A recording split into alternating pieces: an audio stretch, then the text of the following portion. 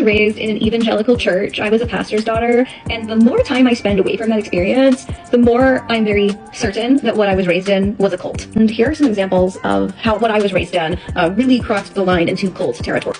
When the church got the most extreme when I was in high school, there was definitely this very subtle controlling people's food and sleep. There was a lot of motivation for people to fast. Fasting was something that people in the church were doing a lot to bring in revival. I remember hearing stories of people fasting for a week, people fasting for a month, and then also this idea of keeping really busy with church activities all the time. So I was in high school, and I think my parents would have been totally fine with me dropping out of school. Like, school was not seen as the priority, church was seen as the priority, but I was there, all day on Sunday. I think I had Monday off.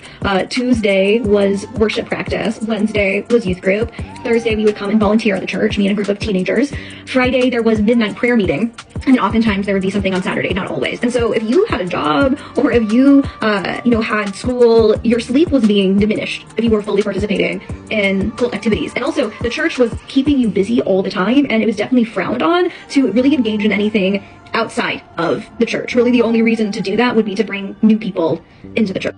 There was also a fetishization of female thinness that I think contributed to this monitoring people's food. The women in the church would lose weight really rapidly. There was a lot of diet culture and the glorification of thinness. When I was 17, my parents put me on these HCG shots and essentially put me on a ration diet. I was not even medically overweight. I think I weighed 10 more pounds than I do now at the time. And they learned about this diet from Kenneth and Gloria Copeland. So crazy how much I was in that world. If you know, you know. It was also definitely financial exploitation. There was a lot of pressure for people in the church to give as much money as they could to the church. All of this was taking place during the 2008 recession. So I know my parents were very concerned about keeping the church doors open. So the pressure for people in the church to give money was very intense. There was also a very big us versus them mentality. If you left the church, you were the enemy. And my parents did not look fondly upon people in the church that were still kind of keeping in touch or maintaining friendships with people that left. That was a really big no-no.